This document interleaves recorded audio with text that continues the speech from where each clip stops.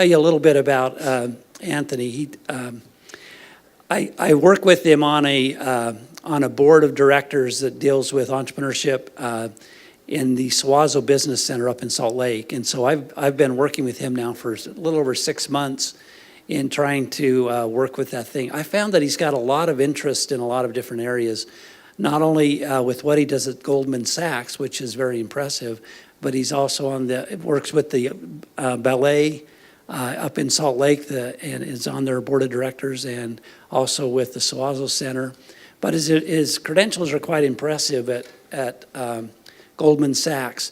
Goldman Sachs has a number of offices. Their office here in Utah is the second largest in the U.S. and fourth largest in the world.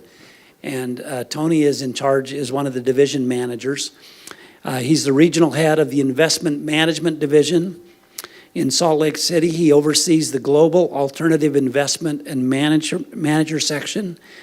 He's a global IMD Product Data, doing pricing and benchmark teams, and the global Goldman Sachs Asset Management Asset Service team. Pretty impressive credentials. Anthony was the global head of securities lending and inventory management operations, and is the regional head of securities and tax organizations. He really grew up in New York, in New Rochelle is where he was from. His son tells me that he's an avid Jets fan, and frequently during a football game you'll hear him yelling at the TV if things aren't going quite as well. He loves his football. And he's been in Utah for 12 years now. He was originally working with the Air Force is where he got his undergraduate degree. He's a captain in the Air Force. And then when he was stationed in Dayton, he received his master's degree while he was there from Dayton University, his MBA. He then joined Goldman Sachs, and has been with them for about 28 years. He's been in Utah for 12 years, has a great perspective of this, the Goldman Sachs environment, and has a lot of fantastic advice to give you today. So let's hear it for Anthony Mirabile. Thank you very much. I appreciate that. Thank you. That's all right. Hi, can everyone hear me? Okay, so first things first, I haven't been with Goldman for 28 years. I'm not that old. It'll be 19 years in June. And yes, for any of you football fans, if you know how terrible the Jets are, you will sympathize, if not empathize with me, because it always makes for a tough Sunday. So my name is Anthony Mirabile. I am a managing director at Goldman Sachs. I lead with a few other folks the investment management division. And essentially what the investment management division is at Goldman Sachs, we are responsible for our private wealth business as well as our asset management business. Globally, we have $1.57 trillion of assets under supervision. And my team and I, both regionally and globally, work with our clients and our business leaders to really facilitate the movement of capital, the execution of various client transactions. It's a lot of fun, it's a lot of stress, but it's something that I certainly enjoy. I thought what I would do today is maybe spend 40 minutes or so talking to you about three things. My thoughts on leadership, my thoughts on strategy, and maybe most importantly, my thoughts on what I think it takes to be successful, however you define success. Now, I would encourage you to put any hat that you want on today, meaning you can put the hat on of an entrepreneur, you can put the hat on of somebody who wants to perhaps work in my field within corporate America. You can put the hat on as the head of your family or your church or your nonprofit organization, because what I hope to do is paint a picture of leadership strategy and achieving your goals that will allow you to put forth some best practices regardless of how you ultimately want to apply them. Let's start out with leadership.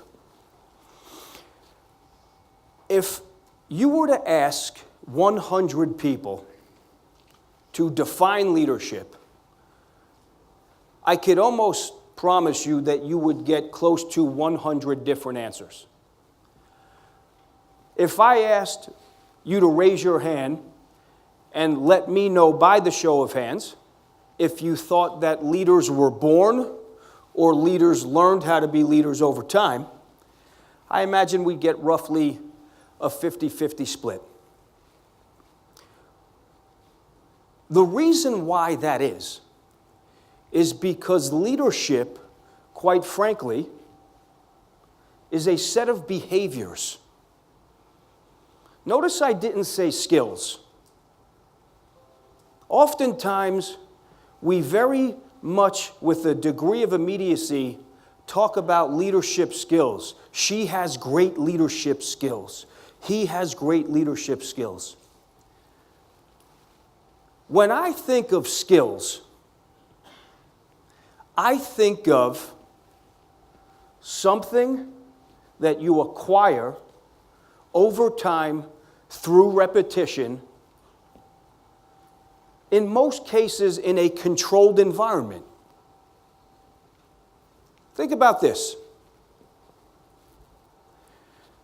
Professional basketball player can become quite skilled in shooting free throws if that basketball player were to stay after practice every day and shoot 500 of them.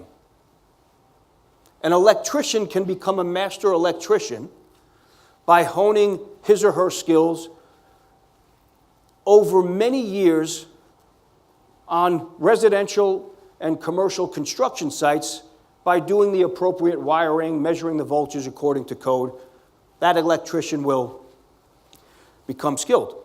A chef, master chef with his or her world-renowned dish, that skill is acquired by years and years of producing that dish. The skill usually is within a controlled environment. A behavior now is something, quite frankly, that you apply either proactively or in many times reactively to a situation, a scenario, and in many of those instances, you can't really anticipate that situation or scenario. And so it's very difficult to have leadership skills when, quite frankly, each situation or each individual that you're dealing with is different and unpredictable. We've all heard about situational leadership.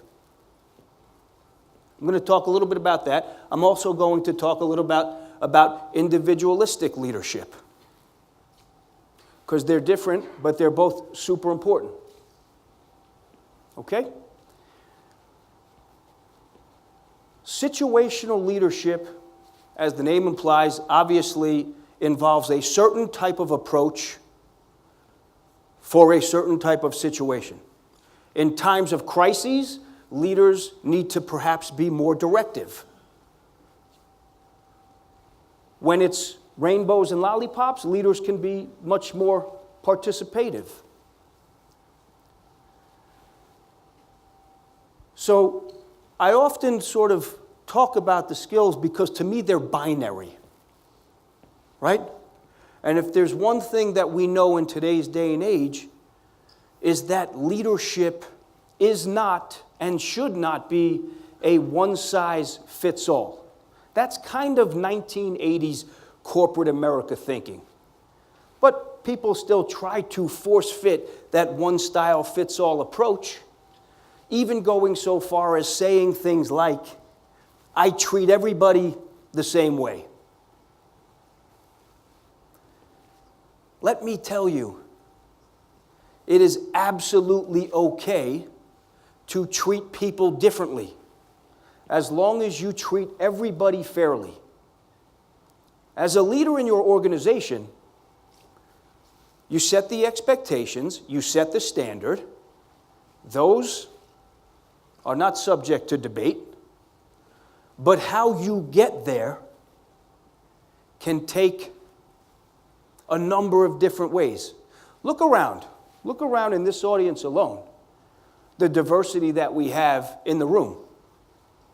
We have men, we have women, we have students, we have business owners, we have younger generation, slightly older generation. Why would I think that the way to optimize your performance, young man, would be the same way that I would approach optimizing somebody else when the two of you are very different?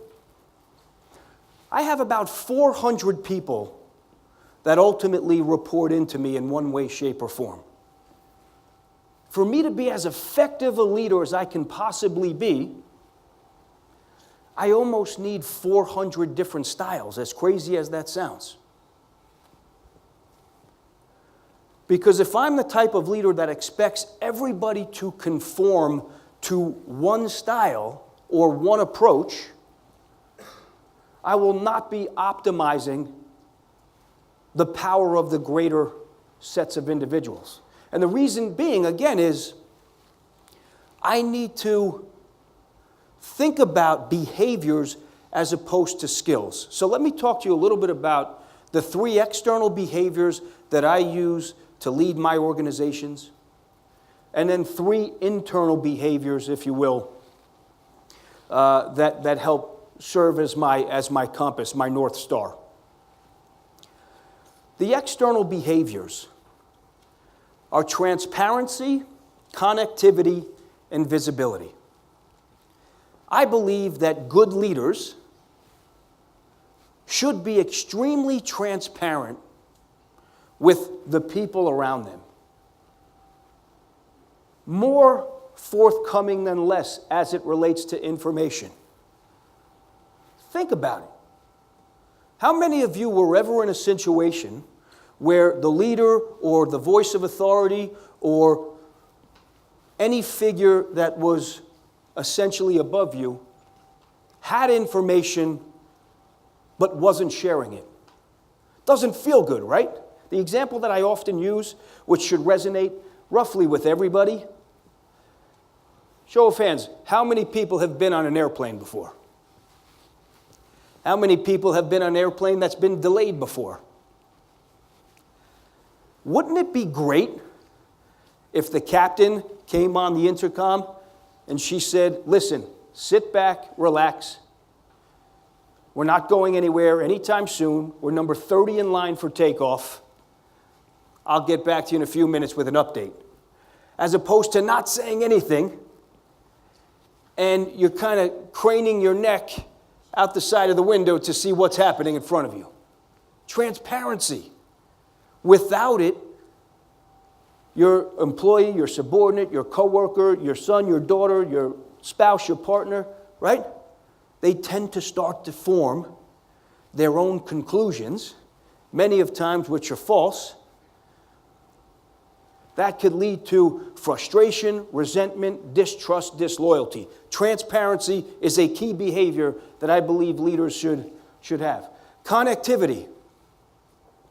We need to be very connected with our folks. I have probably 150 analysts in my organization. Many of those analysts are fresh out of school. I make it a point to walk the floor and engage with them and connect with them for a number of reasons. One, I want them to know that I see them for more than just what they can do for Goldman Sachs, but as an individual.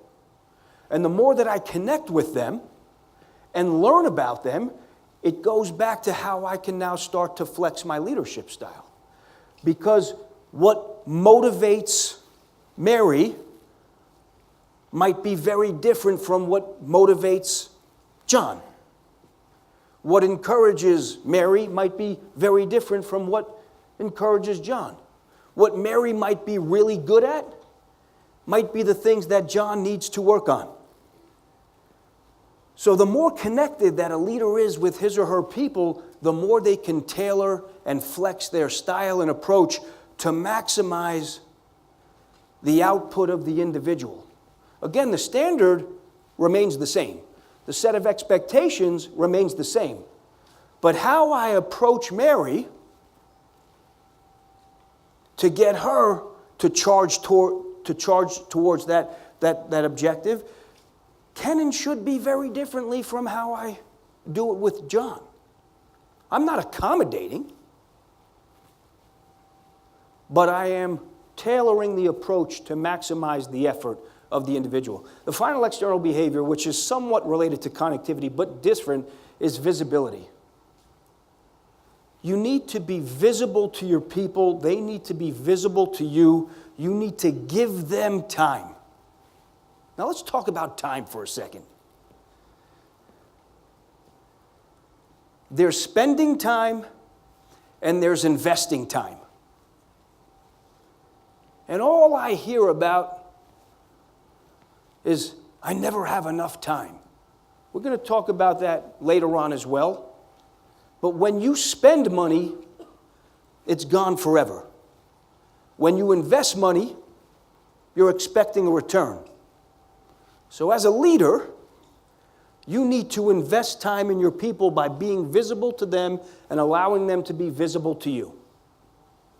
And here's the thing, for those of you who actually might have in your corporate structure or your business world or your own small business that you run, right? Sometimes we think that people want X amount of time with us. This person set up a 30-minute meeting with me. This person put an hour on my calendar. This person...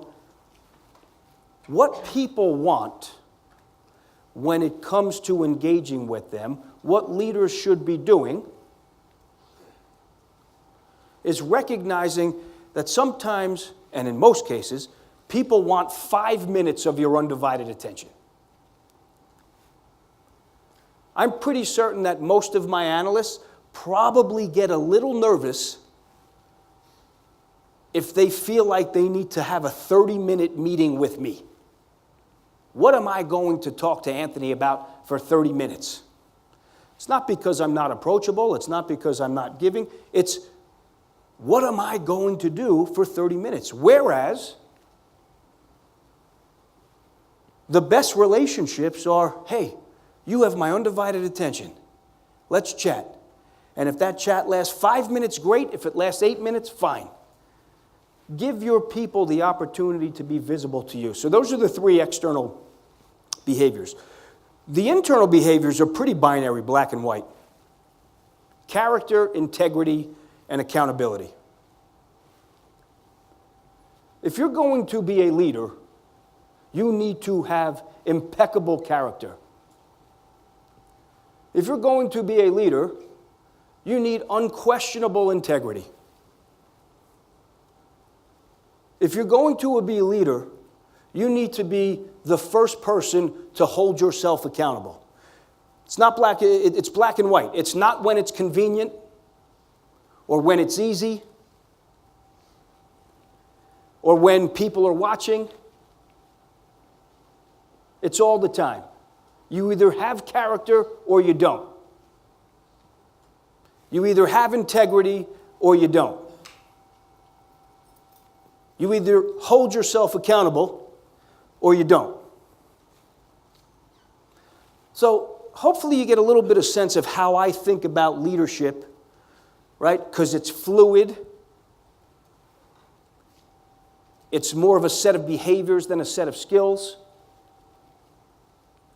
Each situation, each individual will require a slightly modified version. And if you can start to really challenge yourself to think about it like that, what you're doing now is creating an environment that is conducive to building a strategy. So let's pivot now and talk a little bit about strategy. Right? Again, same premise. If I asked you to define strategy, I'd get different answers. People confuse mission statement with vision statement, with strategy, with goals. Fine. We're not here to be pedantic, and we're not here to get the perfect definition. What we are here to do is figure out how leadership can touch upon strategy, and you can build out a blueprint for success that will work for you and your team. Starting with how you operate as a leader will help you create a culture of psychological safety and social sensitivity.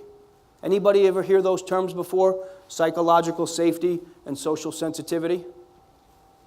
Layman's terms, psychological safety means you've created an environment where people feel empowered to have a voice and to tell you what they think in a safe zone without any fear of retribution or fear of consequences, but you've created a real working dynamic where people can sit down and tell you what's on their mind. Psychological safety. Social sensitivity goes hand in glove with psychological safety. You're disciplining yourself to be open and accepting and inclusive of different opinions. And open and accepting of different perspectives. So imagine this. Let's link the two so far. Right?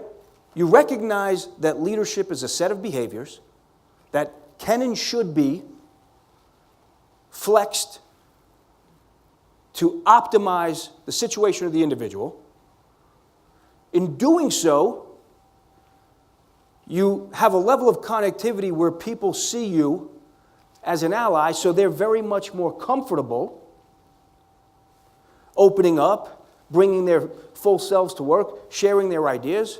And you've also now created a level of trust with the organization that, you know what, hey, I'm going to be open-minded about things. It's an ecosystem, really, leadership and strategy.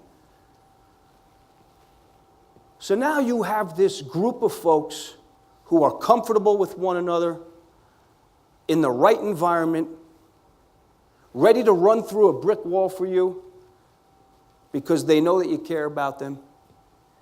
And now it's okay. Let's develop our strategy. Here's the beauty of it for you budding leaders out there, for you business owners, right? I can guarantee you that 90+% of you, when it comes to strategy, might already know the answers to the test. Meaning you have a really good idea of what you need to do, where you need to get to, right? The worst thing you can do as a leader is give the strategy to your people. Here you go. I'm in charge. This is what we're going to do. This is how we're going to do it. This is when I expect it to be done. Let's go. No good. Again, you might know that that's the best way to go. What I try to do is bring my people together and I say, you know, here's where we are today. And here's where I think we can be. Now, Michael, what do you think we should do? How do you think we should go about this? And Michael says, well, Anthony, I think the first thing we should do is X. Very good, very interesting. Susan, what do you think? Yeah, you know what, if we did that, Anthony, and then we followed it on with this, now we're getting somewhere. All right, let's build upon that thought, Susan. John, what do you think? Here's where John might want to go a little bit sort of off center, right? But in our area of psychological safety and social sensitivity, if John says something which you know as the leader might not be exactly the road to go down, that's an interesting perspective, John. We'll come back to that in a second, right? What am I doing? I am basically guiding my team down a road that ultimately will form the beginnings of the strategy, but it's now their strategy. It's not mine.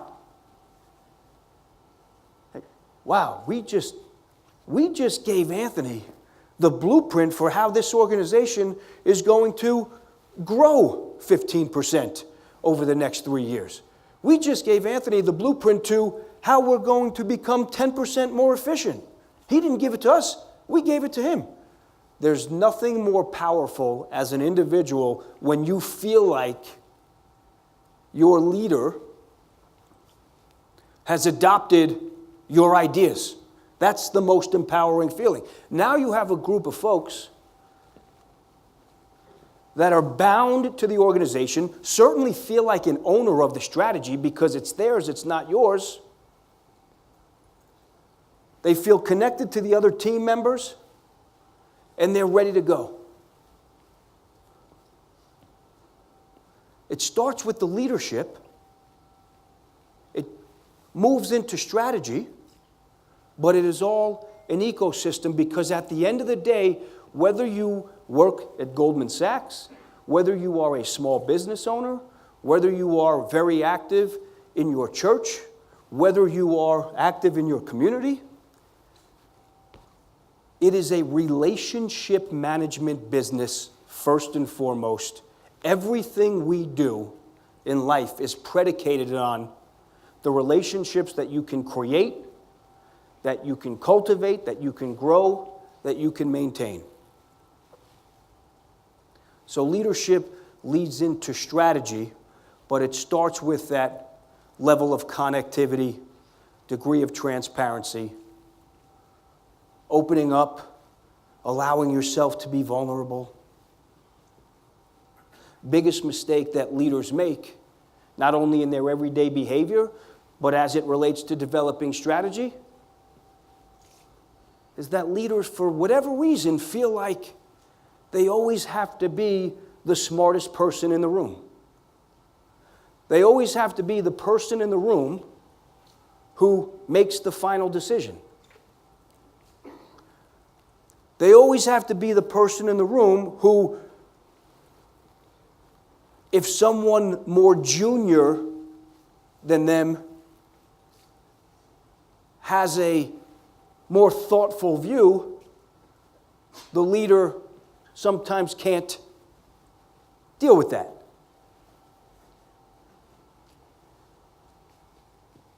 When it comes to leading and developing strategy, you have to check your pride and your ego at the door.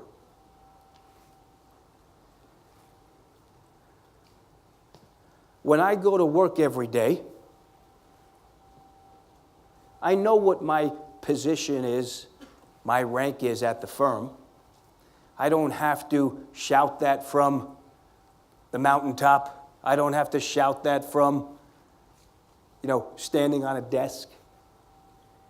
What I do is I try to surround myself with bright and talented and motivated people and say, we are in this together.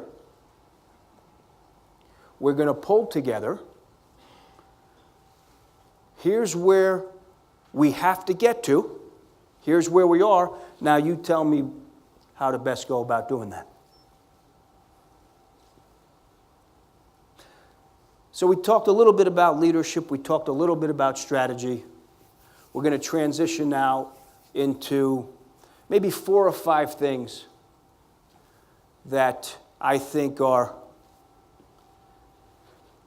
critically important for any of you to achieve success. Now again, success is different for everybody.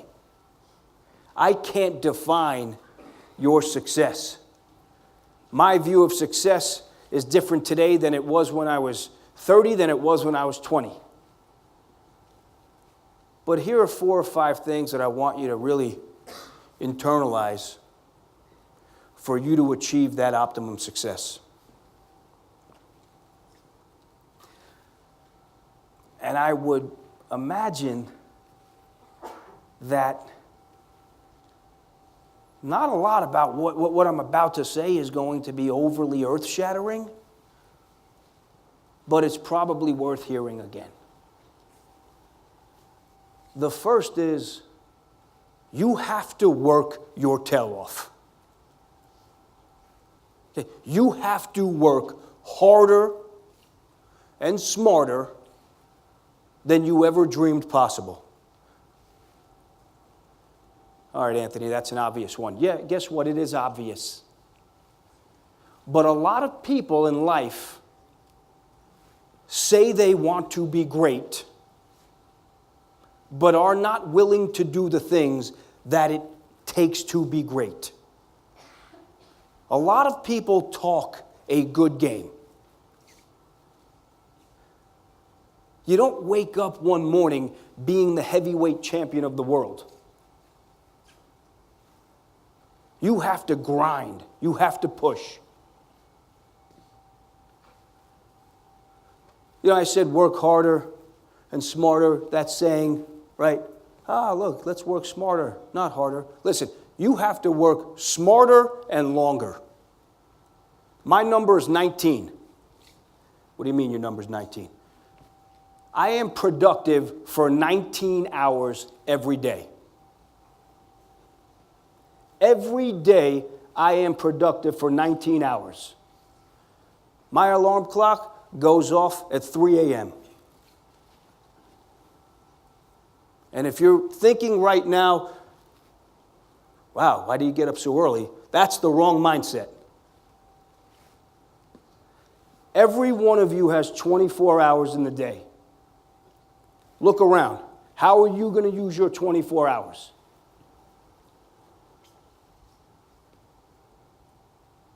Anthony, I need 8 hours of sleep. As somebody once told me, sleep faster. You need to push. You need to move forward. Okay? Your goal is to be this much better today than you were yesterday. So for me, it's 19. For you, it might be 18 or 17. Whatever that number is, you use those hours wisely and productively. Don't get me wrong, I like to have fun. I love spending time with my family. I consider spending time with my family being productive. If I'm scrolling through Instagram for an hour a day, that's not productive. If I'm watching Netflix for 2 hours on the weekends, I don't know how productive that is. Work hard. There is no substitute. Number 2, step outside of your comfort zone. Probably heard that before. Our bodies are designed to seek out comfort. Our bodies are designed and our minds are designed to be in our happy place. You will not grow as a person or a professional if you do not force yourself to step outside of your comfort zone. You grow when you experience discomfort. That's why they're called growing pains.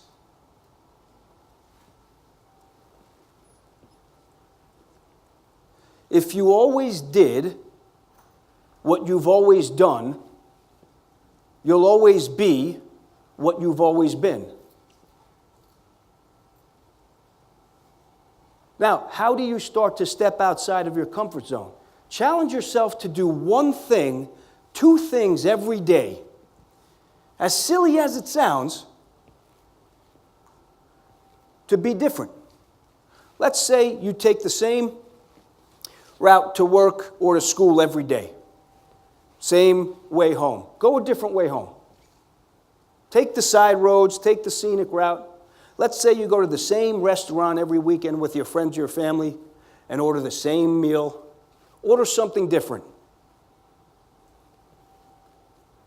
These little things which you might think are trivial, they start to build character. Character builds confidence. Confidence is contagious. You're training your body to expect disruption, to expect discomfort, so when adversity starts to hit, you're not starting from ground zero. I am where I am today because I've experienced a lot of discomfort. Early on, I didn't want any part of it. Now I seek it out. Complacency is devastating.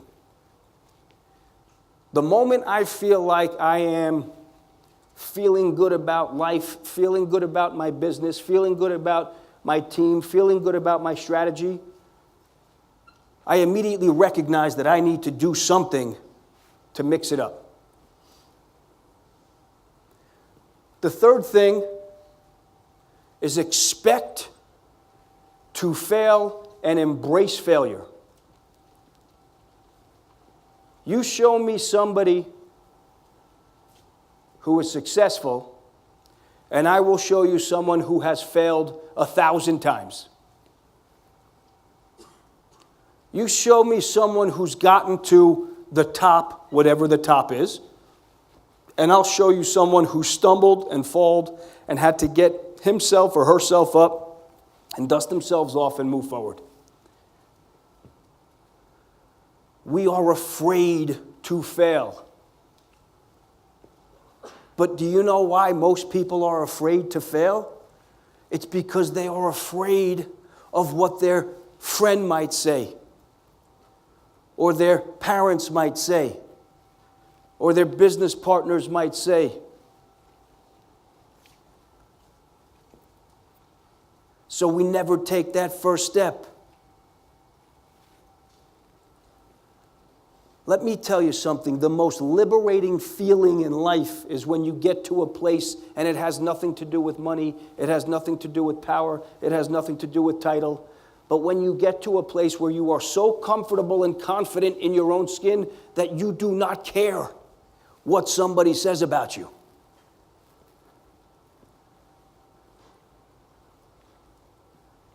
You will fail. But you learn from that. You use it as fuel. You push forward.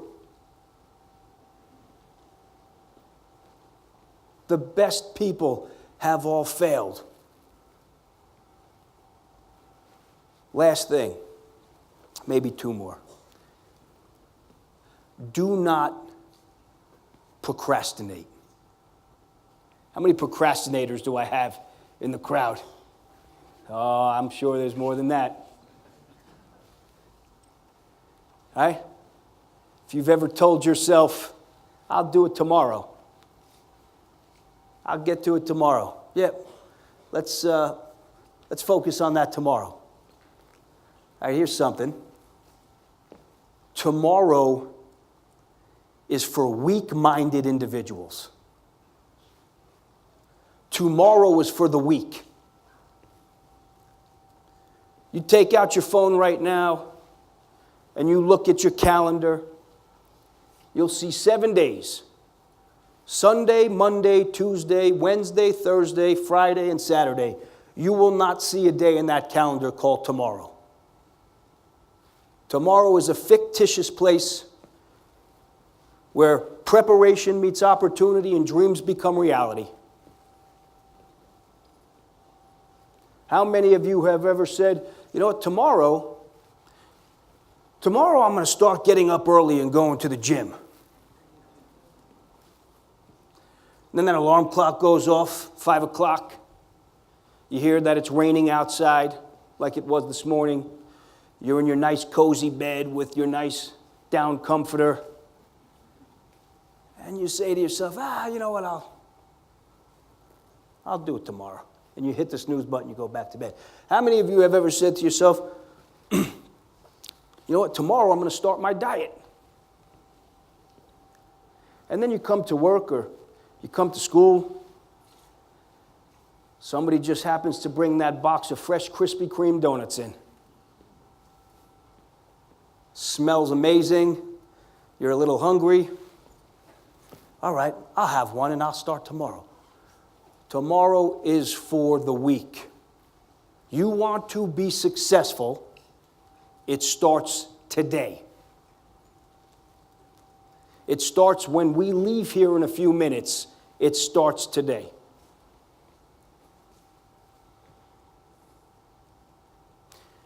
I'm going to close with this.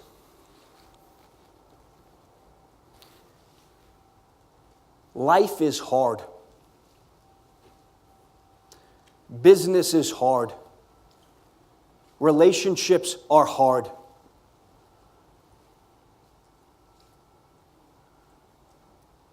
And they're hard because you have to put so much into it.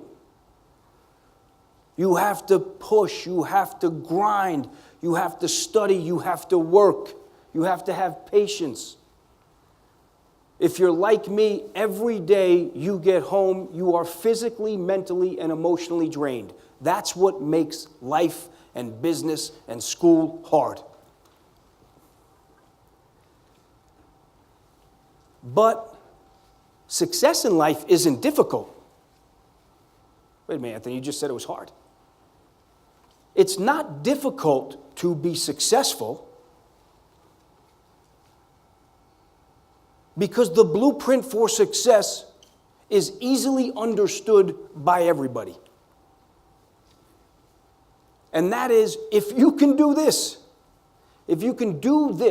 with a smile and a great attitude, if you can find that inner strength to deal with all of this and work 18 hours a day and push, you will be successful. Success is a choice. No matter who you are, where you came from, what odds you're up against, success is a choice. Every one of you has what you need to be successful. The question is not, can I be successful? The question is, how bad do I want to be successful? I want to thank you for your time today. I hope you found this to be somewhat interesting, insightful, maybe a bit entertaining. And I'm happy to take any questions. Triggers is a good book. Triggers is really about conditioning yourself to handle different moments, whether you can anticipate them or you can't.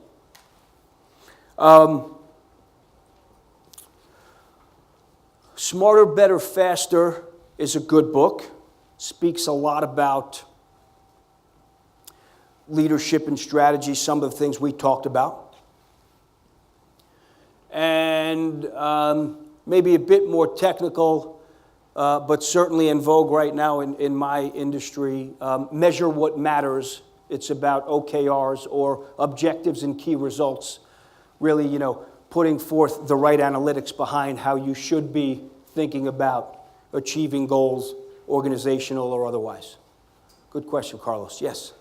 Well, I get up at 3. I'll look at some of my overnight emails first coming out of my teams in Asia. And then I do all of my sort of exercise in the morning. I work out before work because I find that if I said I'd do it after work, it probably wouldn't happen.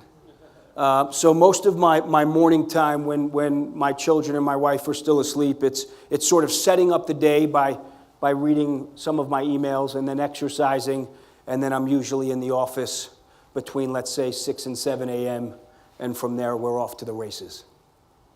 Just because that 19 number is my number, that doesn't mean, one, it's yours, and certainly even within that, being productive, you have to find the right balance, right? And so I'm very good about planning out my day, planning out my week. I know when my kids are having different activities or if my wife has an event. And so the discipline really is in that, hey, you make time for the things that are important, family, friends, loved ones, but then you also recognize that there's this bit of a pay me now or pay me later. And so if I have to log on later in the evening to catch up on things, finish reports, finish emails, I do that. But it's all about how you manage your time effectively and not waste any. And I'll tell you that in my industry, typically and arbitrarily, we have meetings that are either 30 minutes or 60 minutes, and many times they might end at 22 minutes in or 47 minutes in. Now, I could sit back and do nothing for those 8 minutes or 13 minutes, or I can find something to do that will help me in the future. Return that phone call, or make that phone call, or connect with one of my employees for 5 minutes. So it's more of a discipline, because you can do it. You just have to be very, very thoughtful. You have to encourage that, and you have to be mindful as a leader that if it's the same employee kind of going off the rails a little bit every time, you want to sit down and have some quality one-on-one time with that individual to get a sense of what is on his or her mind, right? And many times there's a level of creativity there, right, that for whatever reason on a particular issue or a particular conversation might be slightly misplaced. So what you try to do is provide a bit more context in a one-on-one setting. Hey, this is, I really appreciate your thoughts. They were quite interesting. I think they were a little different than what I had in mind for these reasons, but let's keep them coming, right? Let's keep them coming. And what typically happens is over time, people will start to get a sense of the broader sort of team culture and team norms, right? And won't conform reluctantly, but just the thought process will start to emerge as, okay, I can still be my individual and be creative, but I could be more accretive to the conversation as well. But you have to spend time with that individual.